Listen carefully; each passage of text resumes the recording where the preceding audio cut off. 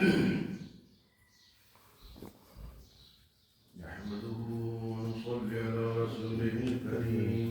أما بعد فأعوذ بالله من الشيطان الرجيم. بسم الله الرحمن الرحيم. يوم يقوم الروح والملائكة صفا لا يتكلمون إلا من أذن له الرحمن وقال صوابا. ذلك اليوم الحق فمن شاء اتخذ إلى ربه مآبا. إنا أنذرناكم عذابا قريبا يوم ينظر المرء ما قدمت يداه ويقول الكافر يا ليتني كنت ترابا.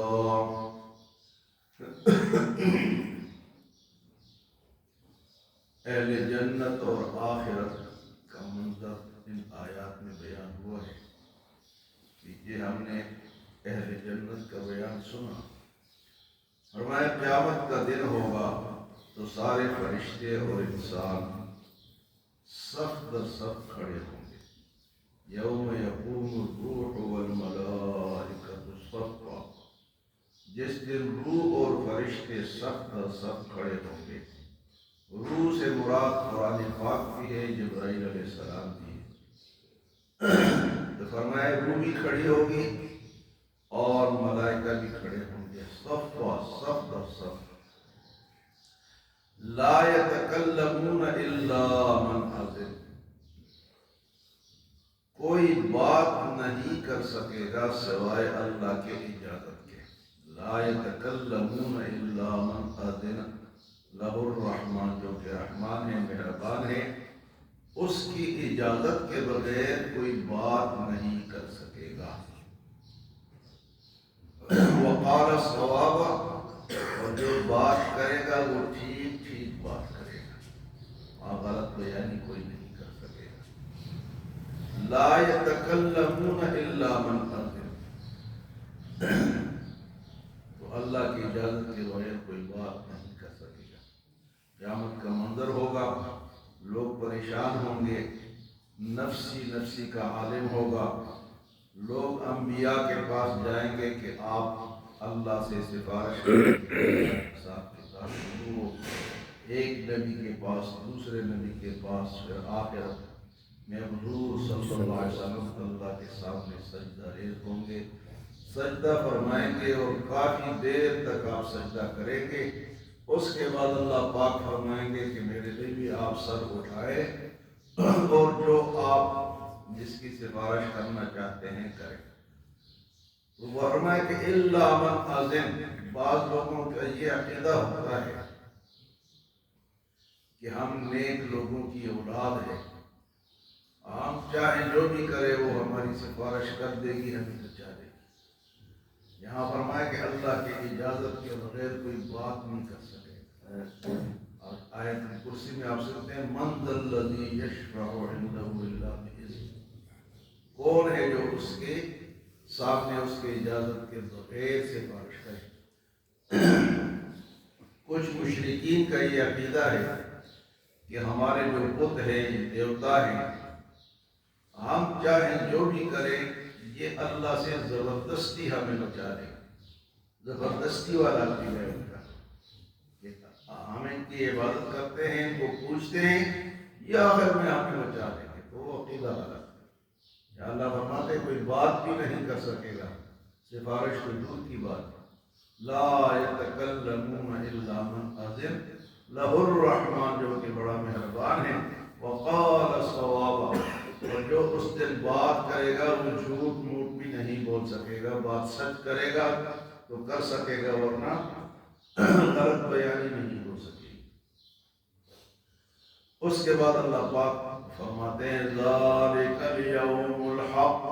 یہ باتیں سچی ہیں جو بتائی جا رہی ہیں. ذالک الیوم الحق. یہ وہ دن جو سچا دن ہے وہ آنے والا ہے، اور یہ باتیں سچی ہیں جو اللہ فرماتا ہے. فرمایا فمن شاء اتخذ الی ربہ مآبا. اب جس کا جی چاہے وہ اللہ کی طرف اپنا ٹھکانہ بنا لے۔ ان باتوں کو سامنے رکھتے ہوئے اللہ کی طرف اپنا ٹھکانہ، اپنی جگہ بنا لے۔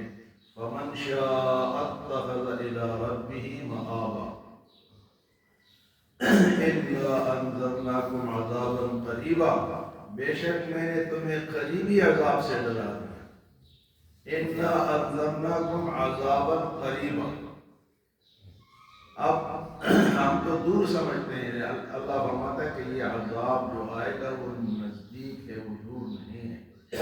ایک تو یہ ہے نا کہ جیسا انسان فوت ہو جاتا ہے اس کا حساب کتاب شروع ہو جاتا ہے، تو اس کے لیے تو قریب ہے، قیامت قائم ہوگی، اس کے بعد دوبارہ حساب کتاب ہوگا، لیکن ایک حساب تو قبر سے شروع ہو جائے گا۔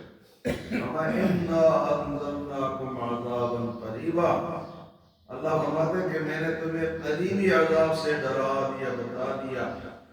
یوم ينظر المرء ما قدمت یداہ، اور جس دن انسان دیکھے گا اپنے ہاتھوں کا آگے بھیجا ہوا۔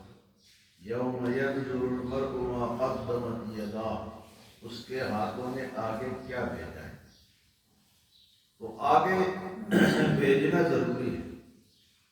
جو نیکیاں بھیجے گا اس کو نیکیاں ملیں گی، جو برائیاں بھیجے گا اس کو برائیاں ملیں گی۔ یوم ينظر المرء ما قدمت یداہ، تو وہ اپنے کیے کو آگے پائے۔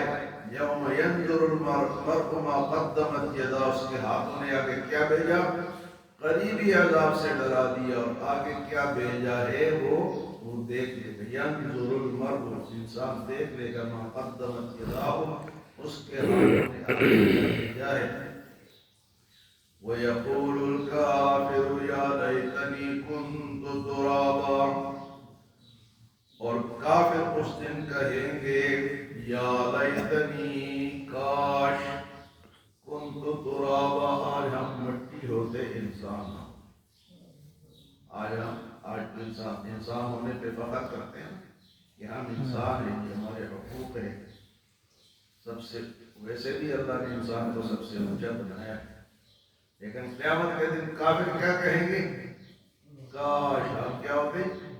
جب اللہ پاک حساب کتاب کریں گے، جانوروں کا بھی حساب ہو جائے گا۔ بغیر سینگ والی بکری کو اگر سینگ والی بکری نے مارا ہوگا تو ان کا بھی حساب ہو جائے گا۔ ایک جانور نے دوسرے پہ ظلم کیا ہوگا تو اس کا حساب ہو جائے گا۔ پھر اللہ سب جانوروں کو فرمائے گے کہ اب تم سب مٹی ہو جاؤ، ان کا حساب کتاب ہو کے جانور ختم ہو جائے گا، کیونکہ جانوروں کی ضرورت آخرت میں نہیں، دنیا میں ہے۔ کوئی اس کا گوشت کھاتے ہیں، کوئی سواری کرتے ہیں، کوئی بار برداری کرتے ہیں، یہاں تو ان کی ضرورت ہے، لیکن آخرت میں ان کی ضرورت ختم ہو جائے گی۔ جو لوگ کہتے ہیں نا کہ جانوروں پہ ظلم کر لیے، جانور تو اللہ نے انسان کے خدمت کے لیے پیدا کی، جو خدمت انسان لینا خواہ ظلم نہ کرے، خواہ اس کی مار پٹائی نہ کرے، تو قیامت میں جانور ختم۔ جب جانور ختم ہو جائیں گے اور پھر جنت والے جنت میں جائیں گے اور جہنم والے جہنم میں جائیں گے، تو یہ انسان جو کافر ہے وہ کیا تمنا کریں گے، وَيَقُولُ الْكَافِرُ يَا لَيْتَنِي، ہائے کاش كُنتُ تُرَابًا، ہم بھی جانوروں کی طرح مٹی ہو جاتے، ہمارا حساب کتاب ختم ہو جاتا۔ لیکن انسان تو مرنے کے لیے پیدا نہیں، زندہ ہے، یہاں بھی زندہ ہے، قبر میں بھی سوال و جواب ہوگا، آخرت میں دوبارہ زندہ ہوگا۔ یہ تو منتقل ہوتا ہے ایک جگہ سے دوسری جگہ۔ کہتے ہیں فلاں آدمی کا انتقال ہو گیا، انتقال کیا ہے، وہ اس دنیا سے اس دنیا میں منتقل ہو گیا۔ تو قیامت کے دن ان کا کیا ہوگا جی، لیکن وہ جو تمنا ہے، وہ جو کاش ہے، وہ اس دن ان کو فائدہ نہیں دے گی۔ کاش دنیا میں چلتا ہے، کاش یہ ہو جاتا، کاش وہ ہو جاتا۔ قیامت کے دن یہ کہیں گے کاش ہم انسان نہ ہوتے، کیا ہوتے جی، مٹی ہوتے۔ لیکن اس دنیا میں وہ سوچتے اللہ کے خلاف، دین کے خلاف، آخرت کو نہ ماننا، اپنی مرضی کرنا، پیدائش جس مقصد کے لیے پیدا کیا گیا وہ اپنے مقصد کو بھول چکا ہے، اور مسلمانوں کے علاوہ مسلمان جتنے بھی ہیں ان کو جو سزا ملے گی مل جائے گی، پھر جنت میں جائیں گے، ہمیشہ جہنم میں نہیں رہیں گے، لیکن وہ تو ہمیشہ جہنم ہی ہوں گے۔ تو پھر وہ تمنا کریں گے، وَيَقُولُ الْكَافِرُ يَا لَيْتَنِي كُنتُ تُرَابًا۔ اللہ ہمیں جنت نصیب فرمائے اور جہنم سے ہم سب کو محفوظ فرمائے۔